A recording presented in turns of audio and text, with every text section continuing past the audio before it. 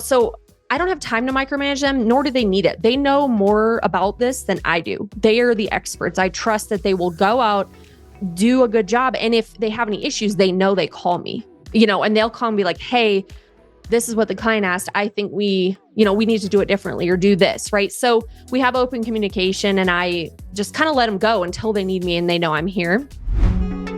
Welcome to Think Business with Tyler, sharing our methods and strategies for success. Join in on our conversations with business owners as we highlight their triumphs and detail how they overcame the challenges they faced while continuing to grow and scale their business. It's time to think life, think success, and think business with your host, Tyler Martin. Hey listeners, get ready for a powerful episode where we sit down with the inspiring Chelsea Husum. Join us as she dives into the highs and lows of running a growing construction business, managing life's curveballs, and her inspiring journey from feeling unfulfilled as a teacher to becoming a best-selling author and sought-after speaker. Don't miss this candid chat filled with real talk and valuable insights. Hey Chelsea, welcome to the Think Business with Tyler podcast show. How is it going today? I'm awesome. How are you? I'm doing great too. Excited to be talking with you. I think we're going to have a fun show ahead. Yes. Thanks for having me. I'm really excited to be here. Sure. Hey, I love to start out with, can you share with me what you do professionally? And then I'm also going to ask you a little bit about yourself personally. Sure. So I live near Denver, Colorado. I own a construction company here. We do core drilling and ground penetrating radar. So it's concrete scanning and then the circular cutting in concrete. So mainly I'm in commercial construction, working with mechanical and electrical companies, some general contractors. So that's what I do professionally. I'm also a best-selling author and speaker. And then I have two sons who are 7 and 10. I've been married to my husband for, I think, 13 years this year. Yeah, we like to camp and boat, be outside, active, and enjoy Colorado. Well, you're definitely in one of arguably the prettiest places on earth. So I can see how you like to be outside. Yeah. That's awesome. So it sounds like your business is business to business. Is that correct? Yes. Okay. And then I imagine that's pretty heavy equipment related. Like there's a lot of heavy equipment involved, isn't there? Yeah, the GPR unit's pretty small. Oh.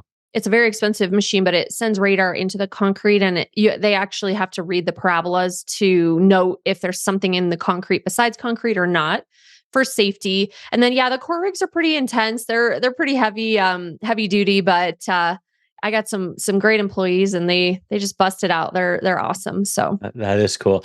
My first question is, how do you get in an industry like that? I mean, you don't generally think it's probably male dominated, I'm going to assume. How did you end up there? So I have a Spanish degree and a broadcast journalism degree. After college, I worked in experiential marketing and trade shows for about 5 or 6 years. And then I just really didn't feel like I was doing anything worthwhile with my life. So I did some soul searching, decided I wanted to be a teacher. So I quit that job, got my master's in education, and became a high school Spanish teacher for 10 years. Totally different. And then the last year, I remember, was pretty brutal. I got called an effing waste of space by a kid. And I was like, oh, okay. I was just like, I do not like this anymore. So and it was interesting. I was desperate for any other job. Like, I was like, I'm open to literally anything. I applied all over, nothing, like crickets. And the only job I got offered was as an office manager for a different construction company. They worked in commercial construction. So that's actually how I got into construction.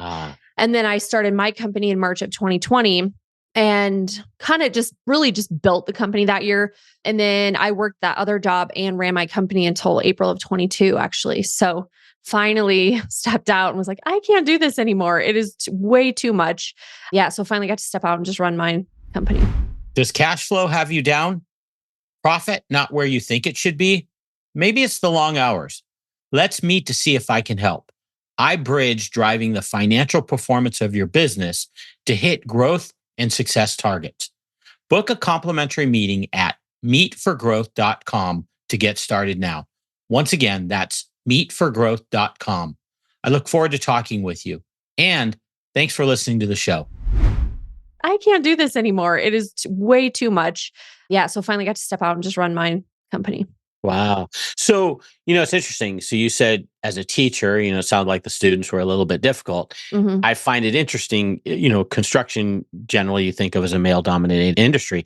So I would think like you were kind of jumping out of one fire and potentially going into Yeah. another. What's that like being, a female in a male dominant industry? Yeah, I mean, I think the stats are like 9% of construction is women right now, which is Wow. it used to be 11, so it's gone down. And Wow. that's all women in construction. So when you bring in like female owners, it's a lot less. Sure.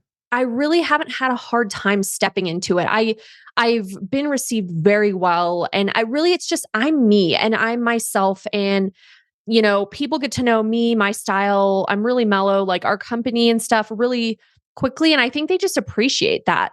And the cool thing is, so now I've met a lot of women in Denver in construction. Some of my girlfriends have been working 25, 30 years in the industry. So they actually dealt with a lot more than I have. And, they were in the field. I'm not in the field every day. Yes, I will be on a job site sometimes, but I do everything else. So I'm in my office or I'm doing business development or going to meetings or meeting with clients also. But I have a few female friends that they own companies in construction. They're doing multi-millions a year, which is so freaking cool to me. And they become my good friends, and I can call them and be like, "Hey, this happened. What would you do?" And I can learn, and they're willing to mentor me and share their opinions because they've been there, and I'm kind of newer at, it was like when I was building it, I was newer at it. So I've made some really good friends that I can call and have honest conversations and get feedback, which is really amazing. Yeah, that is cool. When you say, like, when we think of goals for your business, I know Mhm. you're high six figures now. Your goal Yep. is to probably surpass into seven figures. Yep. When you say like 1 year out versus 5 years out, what are kind of goals of the business? Yeah, I mean, definitely we've been almost doubling every year. So Wow. that really is, to keep with that. I know as you get larger, there's more growing pains, things like that. You're not going to double every single year, right? But I mean, that's what we've been doing so far, at least. So I definitely think we can easily get to seven figures this year. And I don't want to grow and have a huge company. I will definitely continue to add technicians as needed when the capacity, when it's like stretching my capacity, that will be the next step. And really just we've built a solid base of really pretty large companies, some small companies. We work with everybody. And it's just continue building those relationships. So we are the go-to. People are like, oh my gosh, I'd much rather use you than anybody else. You know what I mean? And to me, that's success and growth is when I have more companies coming just to us and they're like, we will always come to you first. Yeah, that's cool. What do you see? What's the biggest challenge in your industry? Would you say getting good people, cash flow, finding customers? What stands out as being the biggest challenge, would you say? I'd say those top two operating capital, I bill net 30 Yeah. and construction, sometimes 60, 90. I'm like, hi, where's my money? Cash flow. And it's just nicely, harassing the people like, hey, but some of the jobs it's pay when paid. So they're waiting for money from the general contractor to pay their subs, right? So overall, I have some clients that pay me early before the net 30. I'm like, you guys are awesome. What's happening? Like, thank you. But cash flow early on was difficult. Now we're up and running. But I remember the early days, like, oh my God, every week, Friday, got to make payroll, and it's goes quickly. And then yeah, secondly, I think is finding good people. So I have been really lucky to the technicians that I have. I kind of don't remember where the first one heard about me, but he's an expert. He's been doing this forever. He could do it in his sleep. And I'm like, hi, I have a company. Do you want to work for me? And he's probably like, oh my God, because he's worked for all the big companies in town. He's probably like, this lady's insane. But he came on. And then when I knew that I needed other people, I go to my employees and I'm like, hey, I need to hire. Do you guys know anybody? So literally the next person that I hired, I went to my employee and I said, hey, I got to hire somebody. I'm like, do you know anybody? He's like, oh yeah, I got this guy. He's good. I'm like, well, how do you know he's good? Well, I trained him 5 years ago. So I know he's good. I'm like, done and hired. And then the next employee, I went back to him and was like, hey, I need to hire. Oh yeah, we got this guy. We'll have him call you.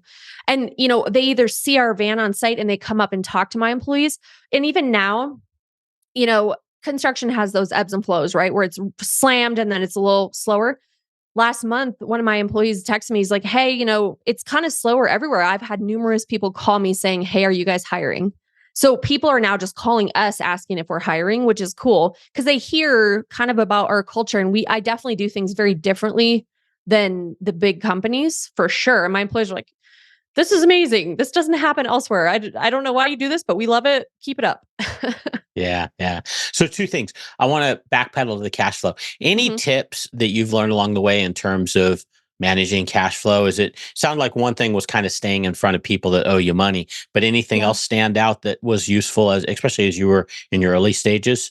Yeah, I mean, for me, I always like to keep a couple weeks payroll or about a month payroll in savings, just there as a buffer, because you never know. Sometimes, oh, we lost the invoice or whatever. You might have a really big payment coming in. There's always something that could happen. Yeah. So I personally like to have that backup in my head. Yeah, I got a few weeks payroll sitting right there, and then it is just staying in front of the people. Yeah. I sometimes weekly I reach out if it's late. Like I'm on you weekly. And now I hired somebody to do that for me. So I don't have to harass them. Yeah.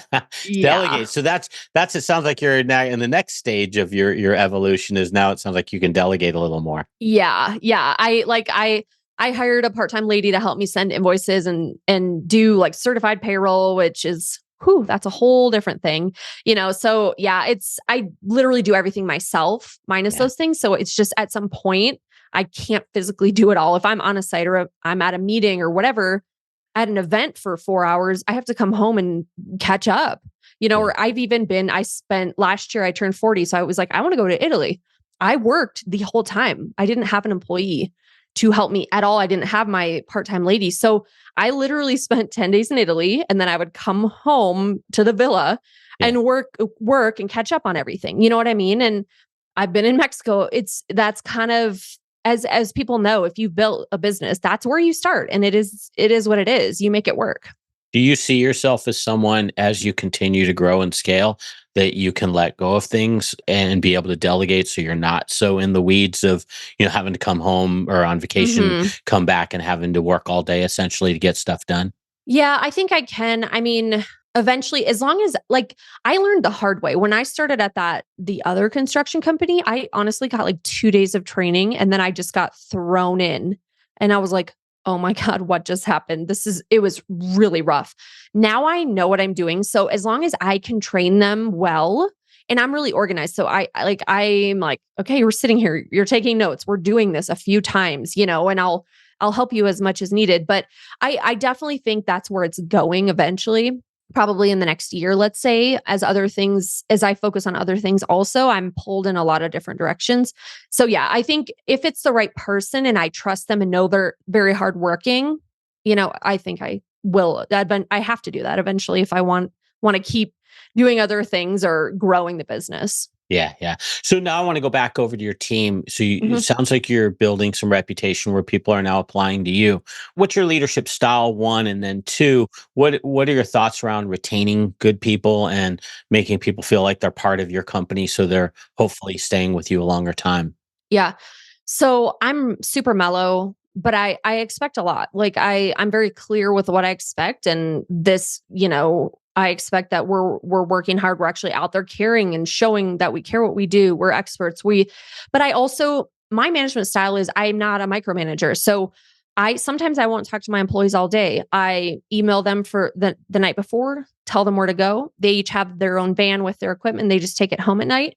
So they're not like having to come to me. They have everything they need. They go shopping to get supplies when they need. They don't even ask me unless it's like big. They're like, hey, I'm like, yeah, go do it. So I don't have time to micromanage them, nor do they need it. They know more about this than I do. They are the experts. I trust that they will go out, do do a good job. And if they have any issues, they know they call me, and they'll call me like, hey, this is what the client asked. I think we need to do it differently or do this. Right. So we have open communication and I just kind of let them go until they need me and they know I'm here. One thing that is, I don't think I've heard of anyone doing this, but knowing that I was starting a startup, I have to have good people. construction, I mean, people could die if they aren't safe, if they don't know what they're doing, right? So I have to have the best. So I pay my employees for 40 hours a week, whether they're working or not. So like they might be sitting at home on a Thursday because I didn't have them scheduled for that day. They're still getting paid, and they're getting paid a lot more than they used to get at their last company, because I realized that these are people. They have lives, they have families to take care of, right? We all need to make money. So I pay them well, and I guarantee their salary more or less. It's pretty much a salary, because I need good people, because sometimes we're slammed, other times where it's a little more, it'll be a slower week, let's say, and they would have had to quit by now, if I was just paying them on when they worked. So I do that. I give them 3 weeks vacation right when they start. I don't do the whole you earn it, you accrue it, whatever. I could care less. Like, I trust that they're not taking advantage of it, and they haven't so far. And then the last 2 years, which I'll probably continue to do, is I give them the week off paid between Christmas and New Year's also. So really they get 4 weeks paid vacation. That's generous. At that point, if they want to, and they can take more time off, it's just unpaid. Right. This last year, I've been able to offer dental, vision and a health plan, so that I wasn't able to offer that in the beginning, but I'm proud to do that now. So weirdly, we don't work nights and weekends, really. I learned the hard way. It's like we've worked a little bit, like at the airport, let's say, nights. But then if I'm pulling the guys who normally work in the day to the night, I have 2 days on both ends I can't work, right? So it's honestly, it's not even worth it for me. And so now I've learned kind of the hard way to be like, when clients call, they're like, hey, Saturday, Sunday, midnight, whatever. I say, hey, I'm small. I'm a small business. I don't have the manpower. I don't have the capacity to do nights and weekends. They're like, all right, cool. We'll call you next time. And they just know now. Right. That's not my thing. It's not my niche. I don't need to fill every niche. Right. You know what I mean? Yeah, that's genius. Being able to say no. I think that's one of the hardest things as us as small business owners is to say no to money, right? Mm-hmm. But it is. You have to pick your battles, right? I mean, otherwise you're just hating life and probably not even doing as good of a job as you're capable of. Yeah. And I mean, no one wants to be, even like if you work nights, it's just hard in general to switch that schedule. But if you normally work days to pull the nights, I mean, again, it's a safety issue. They're not used to working nights. And I don't sleep well when I know they're working all night. I don't, because I'm worried, I just want to be, if they call, so it's just not our thing. And yeah, clients are like, all right, cool. So love the autonomy you give your staff. That's so cool. They have their own vehicle. They can even, sounds like they can even buy what they want to buy within reason. Yeah. They have their own credit cards. What do you do though? Because if it hasn't happened yet, you're going to have probably an employee at some point that goes rogue on you and either buys stuff for themselves or kind of doesn't go to that plan very well. Have you had that yet? Or how would you deal with it if you do run into that situation? I had one employee that he was really great, and he was with me a few years. And early on, he had let me know that he was a single parent, had to start later on like Thursday, Friday. Great. Just let me know up front. I was like, yeah, that sounds great.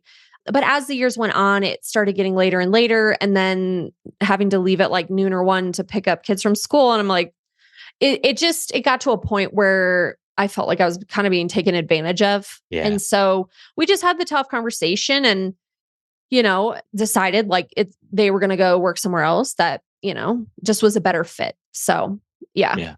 Okay. So it sounds like you're totally prepared to face that conversation if it comes up. Yes. I don't like it. I'm always too nice. Yeah. Nobody does. But yes, you ultimately are the boss. You have to make the decisions for the best, the best of the company, right? If you're a business owner feeling stuck in your business, overwhelmed, responsible for everything that happens, and working long hours, Tyler helps his clients develop processes, hire high-performing team members, and better understand their financial metrics and numbers to allow for a more predictable, less hands-on business. To schedule a free, no-pressure consultation, head to thinktyler.com and click the meeting button. Tyler would love to see if he can help you work on your business, not in your business. Schedule a consultation today at thinktyler.com. Think life, think success, think business. you ultimately are the boss. You have to make the decisions for the best, the best of the company, right? Very cool. Very cool. Hey, so I want to shift gears a little bit. You've been very open about adversity and trauma that you've experienced, including sexual assault. Hmm. Kind of wanted to talk with you about, how you overcame that. How does that kind of mold who you are now, Hmm. especially as it relates to like being an entrepreneur and a female entrepreneur in a male industry. Can you share a little bit in terms of that and how it's framed you? Yeah. So I'll share two stories, and I'm going to share these because it's totally different how I reacted and dealt and healed from them. But yes, 20 years ago, I was studying in Ecuador in South America, studying Spanish, and my professor there drugged me, raped me, and I woke up in an abandoned house by myself in a Wow. foreign country. I could have died. I mean, there's so many things that could have gone even worse, right? Yeah. And I remember waking up alone on a mattress on the floor. I looked around, there's no furniture, I have no clue where I'm at. It's morning now. And so I tried to get out. I kept getting electrocuted. They had this like gate and I couldn't get out for like a half hour. I was getting electrocuted. Finally, somehow I'm like sobbing, get out. And this is crazy to me that did this, but I it's morning. I'm like, well, what else? It's school time. It's class time. So I got a taxi and I went back to the school in the same clothes I had on the night before. And I had to look him in the face.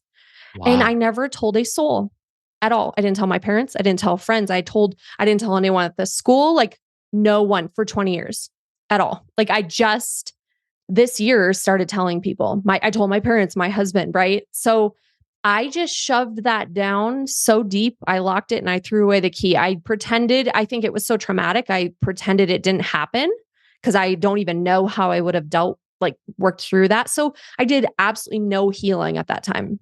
So fast forward to end of 23. So recently, I had been in a really bad lawsuit for 2.5 years of my life. So again, I'm feeling fear. Like it's weird. The same feelings were coming up from 20 years ago to now. I'm feeling fear. I'm feeling attacked. I'm waking up covered in hives. I'm like so depressed. This is like the most heavy soul sucking thing I've ever dealt with in my life.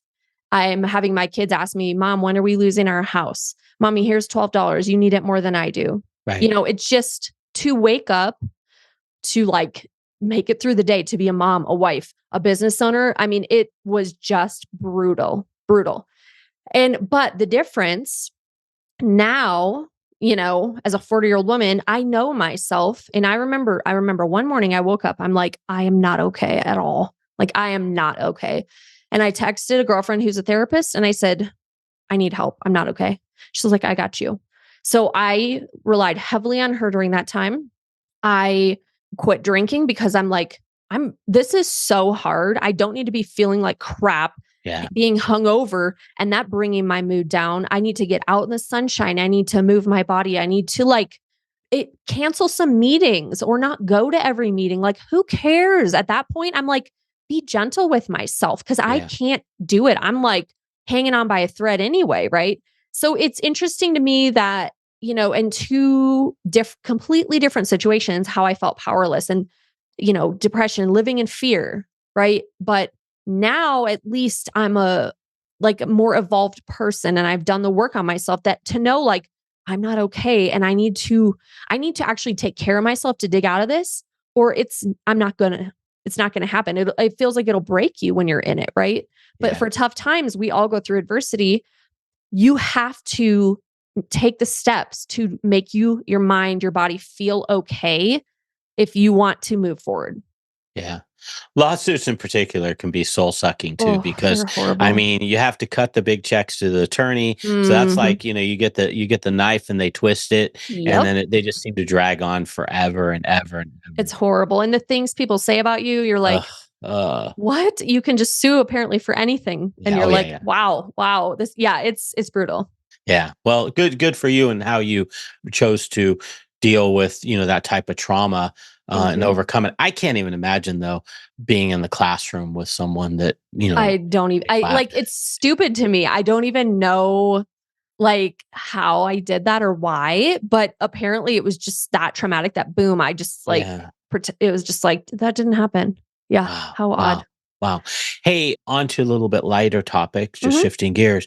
You mentioned all the stuff you've got going on. Hmm. How do you handle work-life balance? Anything you could share with us in terms of keeping that balance of running a growing business? You've got a husband, you've got children, and then your own personal needs. How do you do Hmm. that?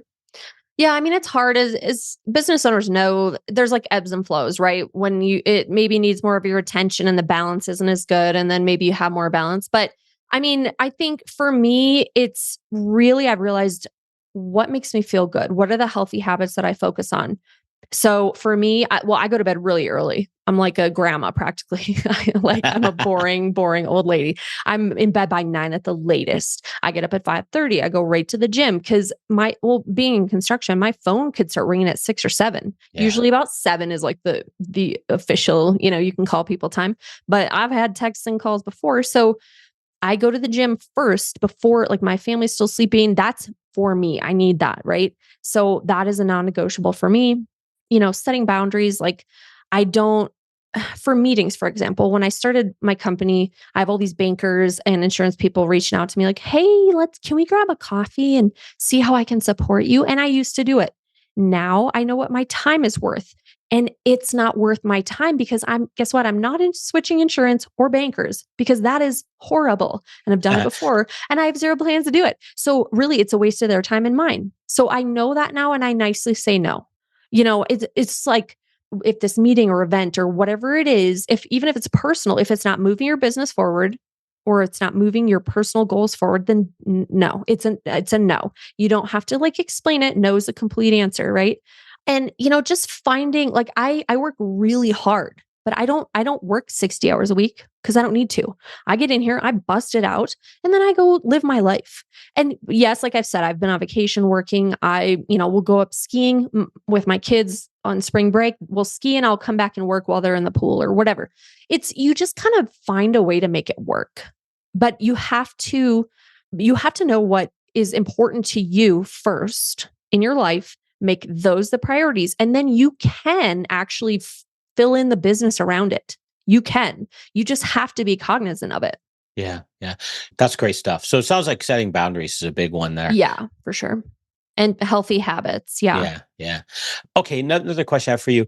Do you have any advice? So I've got a lot of great female listeners. I know because I get the emails and usually Hmm. get some really cool things that they say. And I'm just wondering for someone that maybe does want to go into a male dominated industry Hmm. and they're female, any words of wisdom or anything you could share in terms of how they should prepare themselves or what they should do to maybe be more successful at it? Hmm. And I will say, whether it's going into a male dominated or let's say starting a new company, like Okay. know yourself, be confident, know what you have to offer. That no matter if I'm walking into a room full of men, I just walk in, I'm like, here I am. I'll march on a job site with my hard hat and high vis, and I just march around that site like I own it. I think you really need to do work on yourself to be confident and love yourself and know who you are in order for that to translate to being confident in maybe those uncomfortable situations. Very cool. Okay. Yeah, that's good. I like that.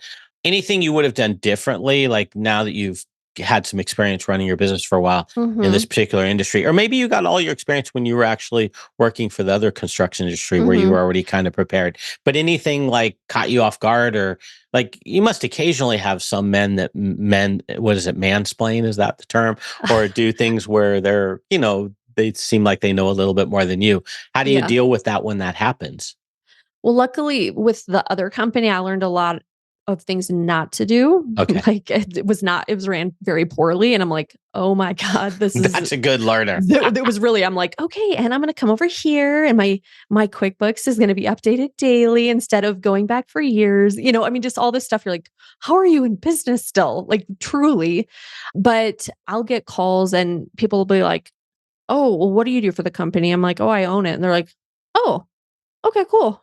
You're like a little surprised. They think I'm some receptionist or whatever. But yeah, I think it's just, knowing who you are and if you go in and you're nervous or you're questioning yourself, they're going to respond that way. But if you Yeah. go in like, yep, this is me, I know what I'm doing, bring it, they respond accordingly. Yeah. There's definitely something to be said for Hmm. if you convey that you belong there, people definitely perceive you different.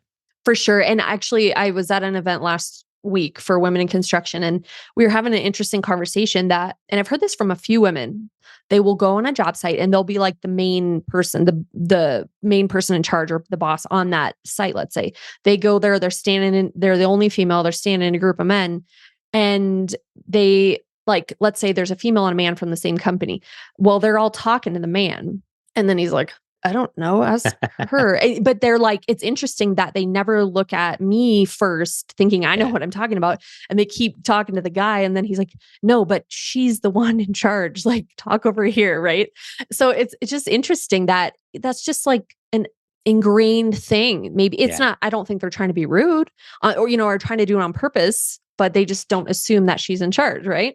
Yeah. Yeah. It is interesting. I've seen that quite a bit in my career. So I know what you're talking about. It sounds like you handle it very elegantly. Okay. I want to wrap up here talking about your book. So in addition to running companies, raising families, growing companies, you also wrote a book, and you've got a book called Real Vibes Only: Unapologetic Confessions of a Hot Mess Mompreneur. And this book has 46 reviews, and it's rated at 4.9. So it's got an amazing review to it. Can you tell us a little bit about the book? What was the reason for writing it, and what do you hope to accomplish with it? Yeah. So I never wanted to write a book ever. It was not on my list. I was in a women's entrepreneur group in Denver, and I heard this woman speak who owns a publishing house. And I was like, I love her. I love her energy. So I talked to her. I'm like, I think I could do this, still having no clue what I would write about. And really, when I sat down to write, the book is just a bunch of short stories of things that I've gone through in my life.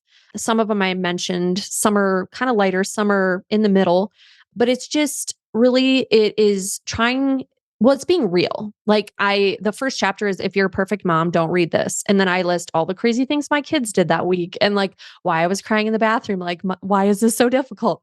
Or juggling life, business, parenting, all the different things. But I want people to be real. And there's so much deeper connection when we can stop pretending that we have to be perfect and suffer in silence if we're going through a hard time, but just be like, hey, yeah, this is really hard. And you can actually find true connection with other people, because people just want to feel seen and heard and not alone.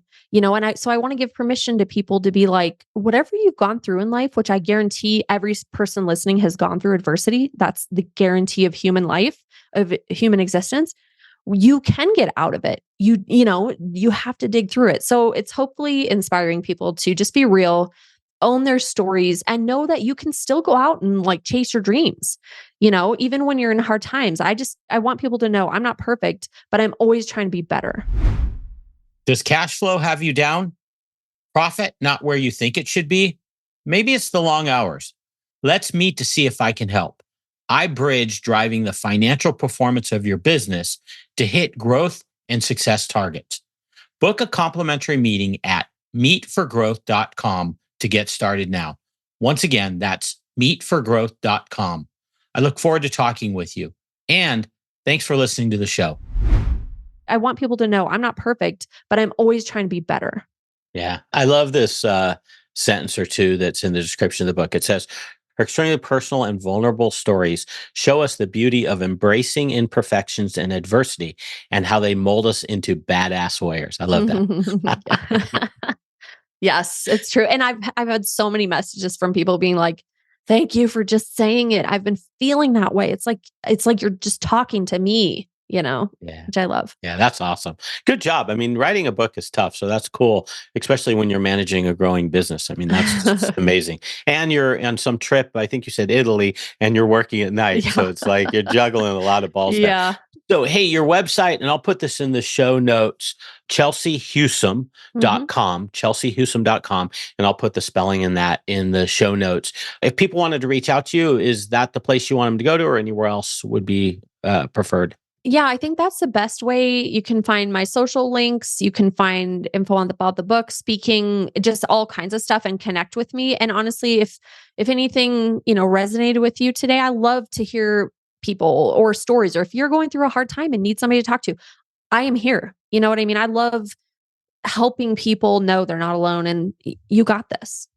Very cool. Love it. Well, hey, thanks for being a guest on the show. Thanks for sharing so much wisdom. And I think about 35 minutes, we covered a lot of stuff. Thank you. This was great. And you were a star, so I appreciate it. Thank you so much. This is awesome. Okay, have a great one. Take care, Chelsea. Thank you. You too. That's all for this episode of Think Business with Tyler. But we have plenty more resources to help you in your pursuit of business excellence on our website at thinktyler.com. If you'd like to be featured in a future episode of the show, feel free to reach out to us on social media at think_Tyler. We look forward to helping you think life, think success, and think business.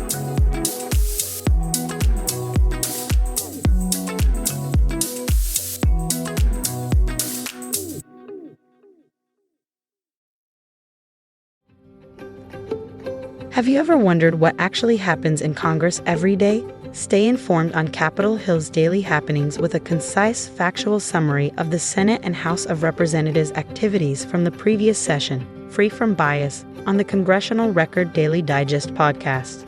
Subscribe on your favorite podcast platform and discover the process from the heart of U.S. politics. The Congressional Record Daily Digest, an Electricast production. Electricast. Electricast. Welcome to the Candle Power Hour. Come with us backstage behind the scenes of show business spanning over 4 decades and bringing you the experiences that can only be told by the people who were there. Our guests are from the A-list, the F-list, and everyone in between.